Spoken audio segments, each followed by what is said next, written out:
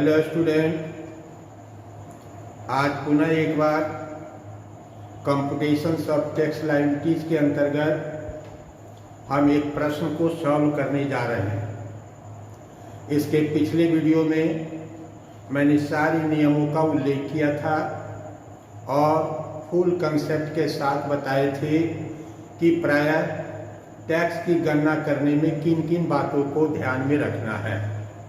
First of all हमने कहा था कि पांचों शीर्षकों की बात को सार संक्षेप के रूप में आप याद रखें, क्योंकि इसके अंतर्गत बहुत लंबे शब्दों का प्रयोग नहीं किया जाता है। इसलिए मैंने एक छोटा सा सवाल यहाँ पर लिया है जिसको आप स्क्रीनशॉट के रूप में ले लेंगे। मैं पुनः एक बार पढ़ता हूँ। You are required to compute net tax liabilities assessment year 1920-21, जिसके अंतर्गत मुख्यतः चार शीर्षक लिए हैं। Salary 5,62,500, dearness allowance 1,12,000, rent of property 50,000, interest receives on fixed deposit 27,000 रुपया। इसके नीचे है he contributed to RPF, that means recognise provident fund में उसका कंट्रीब्यूशन 50,000 का है और पेड ₹9,000 टैक्स प्रीमियम और लाइफ पॉलिसी, और उन्होंने अपने लाइफ पॉलिसी पर प्राय 9,000 रुपये का प्रीमियम का भुगतान किया है। अर्थात यहाँ पर नेट टैक्स लायबिलिटीज की गणना करना है। That means net tax liabilities प्राय अंतिम रूप से ही प्राय सरकार को देय होती है। इसके अंतर्गत पूरी व्याख्या की जाती है। भले ये प्रश्न छोटा हो लेकिन यह संदर्भ बहुत बड़ा है। संदर्भ बहुत बड़ा का मतलब होता है ये इनकम किसी डॉक्टर के हो सकते हैं, किसी इंजीनियर के हो सकते हैं, किसी वकील के हो सकते हैं, किसी भी इंडिविजुअल के हो सकते हैं, एसोसिएशंस ऑफ प्रोफेशन इत्यादि के भी हो सकते हैं, एओपी जिसको कहते हैं, जुडिशियल आर्टिफिशियल पर्सन्स के हो सकते हैं। इंडिविजुअली जितने भी लोग होते हैं, चाहे डॉक्टर, इंजीनियर, वकील, कोई भी प्रोफेशनल लोग हों, प्राय इस प्रकार के इनकम को धारण करते हैं। अर्थात यह किसी भी व्यक्ति के संदर्भ में आय के रूप में देखा जा सकता है और इसकी गणना प्राय समान तरीके से की जाती है, चाहे वह डॉक्टर हो या इंजीनियर हो या वकील हो या कोई प्रोफेसर हो, लेक्चरर हो, ट्यूटर हो, सभी की प्राय आय की गणना के स्वरूप एक ही होते हैं। नाम भले अलग अलग हो सकते हैं, उसकी बनावट अलग हो सकती है, लेकिन टैक्स की गणना करने में प्राय समानताएं होती है। उसको एक ही दृष्टि से देखा जाता है, अनेक दृष्टि से नहीं देखा जाता है कि ये डॉक्टर है और ये वकील है। तो लेट अस प्रोसीड, हम आगे बढ़ते हैं, इसको हल करते हैं। हल करना बहुत आसान है, अर्थात एक आध दो प्रश्न को आपको हल करा देंगे जिसके अंतर्गत प्राय सभी प्रकार के मटेरियल का उल्लेख हम करेंगे। अभी एक छोटा सा प्रश्न को हल कर रहे हैं, इसके बाद भी हम एक आध प्रश्न को हल करेंगे जिसमें जितने भी कठिन मटेरियल होते हैं वो सारे कठिन मटेरियल को डालकर मैं इसी प्रकार से प्रश्न को हल करूंगा। और तब आपको किसी भी प्रकार से चाहे ग्रॉस टैक्स लायबिलिटीज की गणना करना हो या नेट टैक्स लायबिलिटीज की गणना करना हो, चाहे डॉक्टर का हो, इंजीनियर का हो, वकील का हो, इंडिविजुअल का हो, एसोसिएशंस ऑफ पर्सन्स का हो, मीन्स जितने भी इंडिविजुअल अर्थात natural, all individual are natural names. Accountancy में हम लोग पढ़ते हैं पर्सनल अकाउंट, जिसमें नेचुरल पर्सनल अकाउंट की बात होती है। तो जितने भी नेचुरल पर्सन्स हैं ऑल आर इसके अंतर्गत शामिल किए जाते हैं। तो लेट अस प्रोसीड, हिसाब को बना रहे हैं। सबसे पहले शीर्षक डालते चले जाएंगे।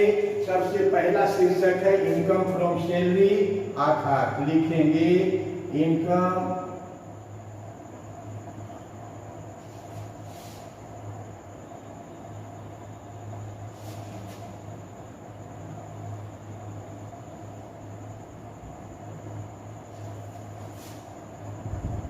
Dearness allowance 1,12,000। सैलरी के अंतर्गत यही दो शीर्षक है जिसको जोड़ देंगे। इसमें लेस कर देंगे स्टैंडर्ड इलेक्शंस का लेस।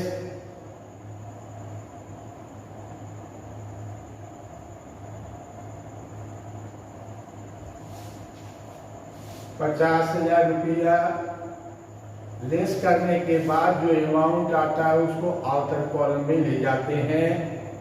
4, 2, 6,24,500 या सैलरी इनकम हुई। इसके बाद है rent of property. Rent of property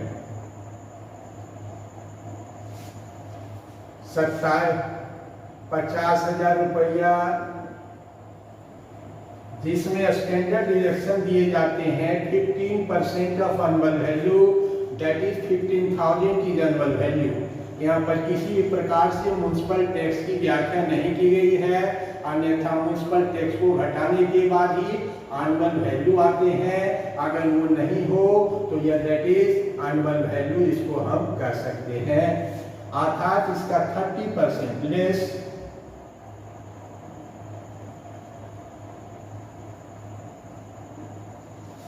30% of annual value इसके डिडक्शन दिए जाते हैं जो 15,000 रुपया हुआ। इसको बाहर करते हैं अर्थात ये 35,000 रुपया rent of the house property कहलाते हैं। इसके बाद है इंटरेस्ट रिसीव्ड ऑन एफडी। चूंकि 27,000 रुपये का है और यह प्राप्ति के रूप में है तो इंटरेस्ट ऑन एफडी के अंतर्गत प्राय माना जाता है, बताया जाता है कि अगर यह ब्याज की राशि 10,000 रुपया से अधिक हो तो स्रोत पर कर की कटौती की जाती है, अर्थात टैक्स डिडक्टेड एट सोर्स होता है।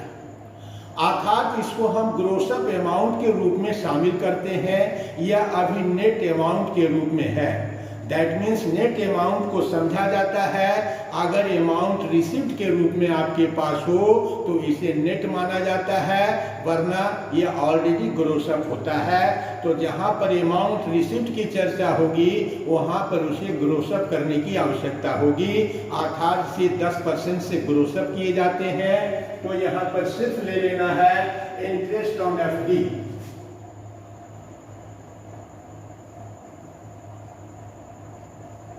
एफडी 27,000 गुने 100/90, अर्थात ये अमाउंट आपको 30,000 रुपया प्राप्त हुआ। इसके बाद अब कोई शीर्षक नहीं है। इसके बाद कुछ कटौती की बातें है जिसके अंतर्गत ही contributed to recognised provident fund. उसने रिकॉग्नाइज प्रोविडेंट फंड में 50,000 रुपये का कंट्रीब्यूशन दिया है और as a life insurance premium उन्होंने 9,000 रुपये का भुगतान किया है। यह दोनों अंडर सेक्शन 80C के अंतर्गत कटौती मिलते हैं। अर्थात सबसे पहले फुट नोट्स के रूप में एक qualifying amount for deduction under section 80C लिखते हैं।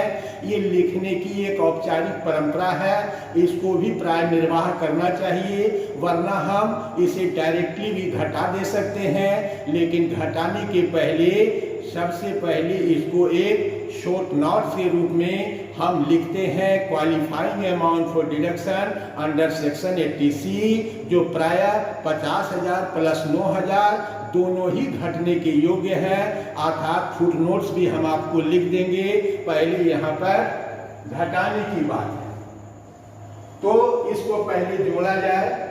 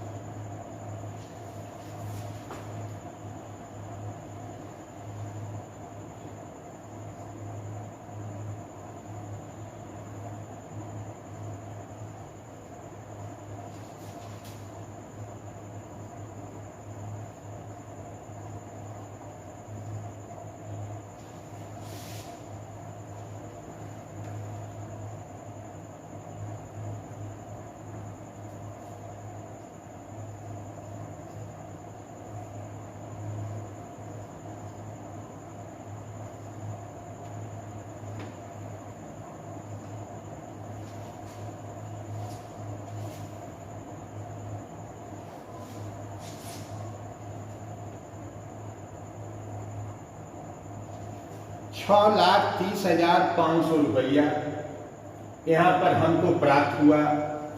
अर्थात इसको ग्रोस टोटल इनकम बोलते हैं, तो इसको टोटल इनकम बोलते हैं। दैट मीन्स ये आपका GTI कहलाएगा और ये TI कहलाएगा। That means total income. एक को ग्रोस टोटल इनकम बोलते हैं और अंडर सेक्शन के अंतर्गत जितनी भी कटौतियां होती है देने के बाद जो आते हैं राशि, उसको प्राय टोटल इनकम कहा जाता है। इसलिए हमने शॉर्ट में GTI और TI का प्रयोग किया है, जिसका मतलब हुआ ग्रोस टोटल इनकम और टोटल इनकम। अर्थात अब आप देखें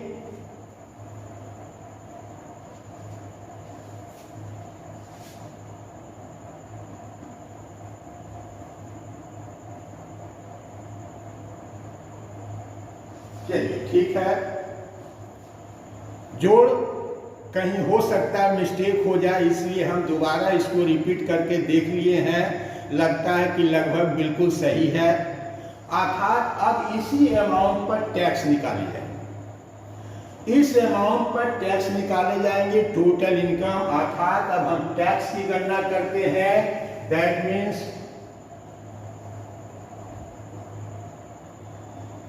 टैक्स ऑन 6,30,500 रुपया। 6,30,500 ऑन फर्स्ट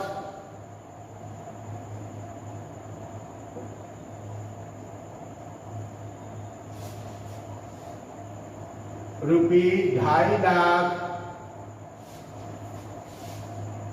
नील होते हैं। 2.5 लाख रुपया तक के इनकम पर कोई टैक्स नहीं लगता है। ये सारी बातें पिछले वीडियो में बताई जा चुकी है। ऑन नेक्स्ट ₹2.5 लाख @5%, अर्थात ये राशि आपको 12,500 हुआ। इस प्रकार से कुल 5 लाख रुपये का टैक्स कैलकुलेट किया जा चुका है। अब नेक्स्ट जो बचा है, अर्थात ऑन बैलेंस इसको कह सकते हैं या ऑन नेक्स्ट ही कह सकते हैं। अर्थात 1,30,500 1,30,500 रुपया पर @20% टैक्स लिए जाएंगे। तो 1,30,000 पर 20% 13 दूना 26,100 रुपया। अब इसको जोड़ देंगे।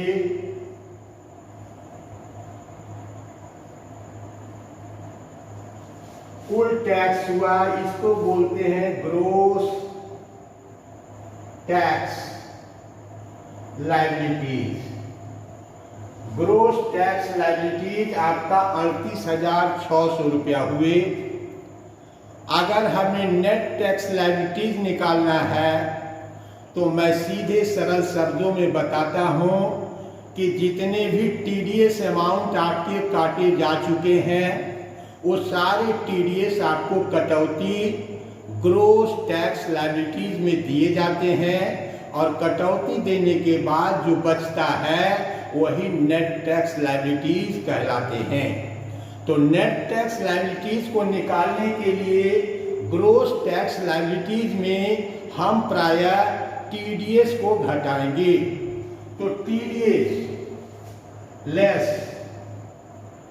TDS tax deducted at source.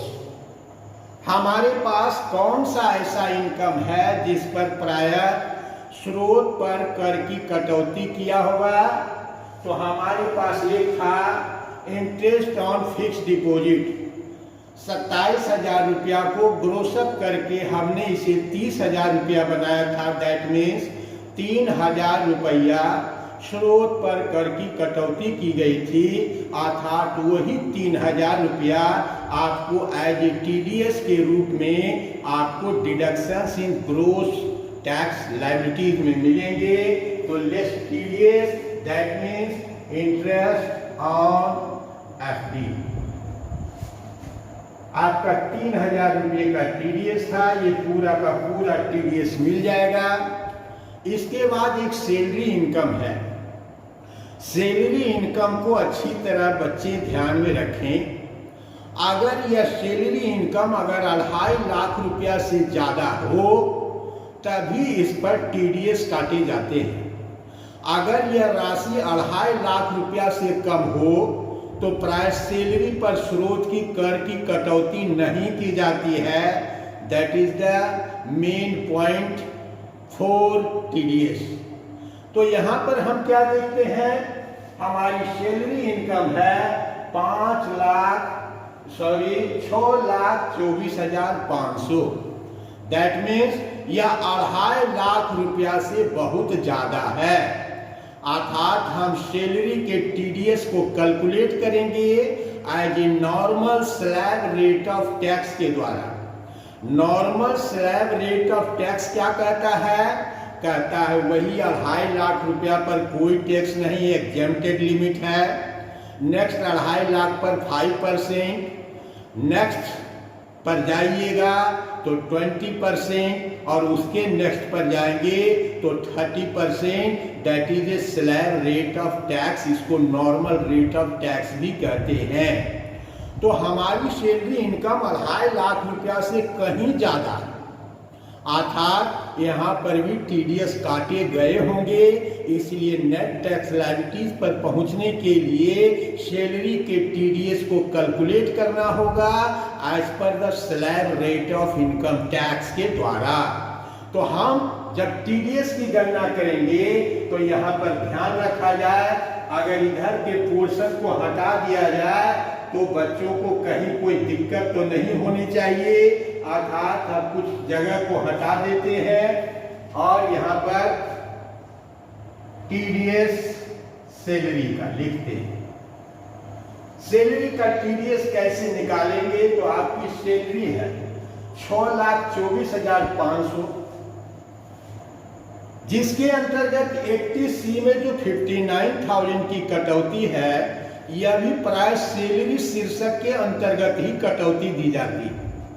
लेकिन यह सब लिखने का एक तरीका है कि हम इस प्रकार से इसको लिखते हैं कि ग्रोस टोटल इनकम में सभी प्रकार के सेक्शन की कटौती देते हैं। यद्यपि यह 59,000 स्पेशली फॉर सैलरी के अंतर्गत आता है, 80C की कटौती प्राय सैलरी शीर्षक में दी जाती है। इसलिए जब इसे स्लैब रेट के रूप में हम बदलेंगे तो 6 lakh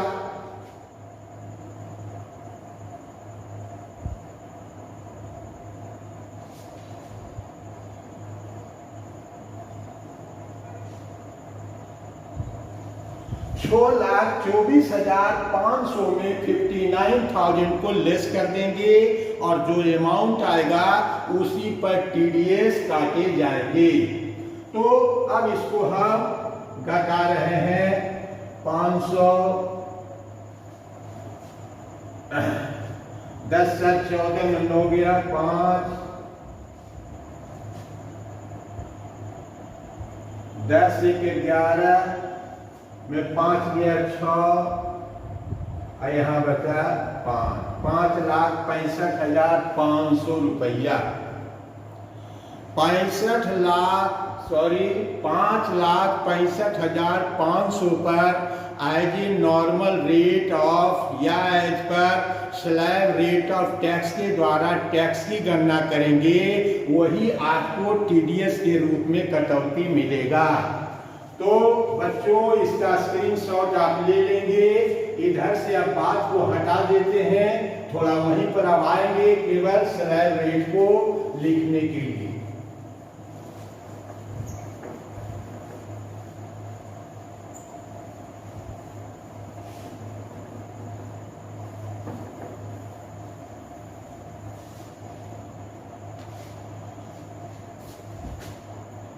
tax on 5,65,500 on first ₹2,50,000 nil on next ₹2,50,000 @5% 12,500 on next ₹1,65,500 @20%। तो 16 गुना 32 से 33,100 रुपया, 33,100 अर्थात कुल हो गए 600, 3 2 5, 3 1 4, 45,600 रुपया इसका बनता है। तो यहाँ पर लिख देंगे इन सैलरी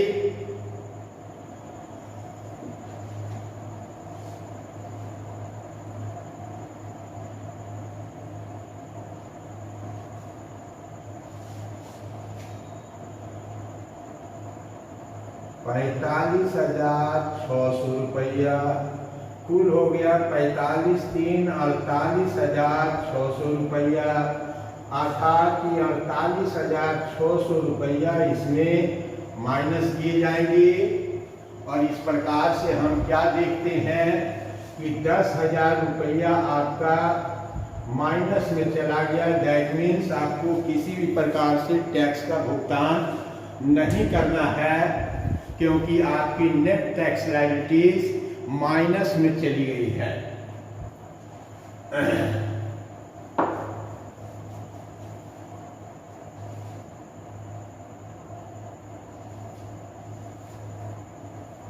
इस प्रकार हो सकता है मैथमेटिकली थोड़ा कहीं त्रुटियां निकल जाए, वरना काफी सावधानी के साथ हमने इस काम को किया है। इसके बाद भी अगर किसी प्रकार से जोड़ घटाव इत्यादि करने में मेन कंसेप्ट को छोड़कर हमारा मेन थीम जो होता है उसको ध्यान में रखने की जरूरत है, वरना इंसान के अंतर्गत मानवीय भूल होते हैं, ह्यूमन एरर्स होते हैं, जिस पर किसी भी प्रकार से कमांड नहीं किए जा सकते हैं। अगर इस प्रकार के कोई भ्रम, एरर्स, गलतियां इत्यादि रह गई हो तो इसके लिए मैं आपसे क्षमा प्रार्थी हूँ, वरना एज ए मेन कंसेप्ट के द्वारा आप इसको समझ सकते हैं। तो दैट्स ऑल। फिर आपके सामने एक और सवाल लेकर आएंगे जो प्रायः सभी प्रकार की उन बातों का समावेश करेगा जो प्राय आपके पूरे प्रश्न को हल करने में कहीं न कहीं वो मिलते हैं। इसलिए एक प्रश्न हम स्वयं ही तैयार करेंगे जिसका साइज और आकार थोड़ा बड़ा हो सकता है, लेकिन एक ही प्रश्न के द्वारा हम सारी समस्याओं का हल करेंगे। हमें 1 to 25 और 1 to 40 क्वेश्चंस बनाने की कोई आवश्यकता नहीं होती है। अर्थात इसके मेन जो थीम होते हैं उसको ध्यान रखना है, और मेन थीम छोटा बहुत होता है, थोड़ा बहुत होता है, बहुत अधिक नहीं होते हैं। इसलिए मैं कुछ ऐसे प्रश्न की चर्चा करूंगा जिस पर आप पूरी तरह से सभी प्रकार के हिसाब को सॉल्व करने में समर्थ हो जाएंगे। तो आज तक के लिए इतना ही, फिर मिलते हैं नेक्स्ट वीडियो में। तब तक के लिए जय हिंद।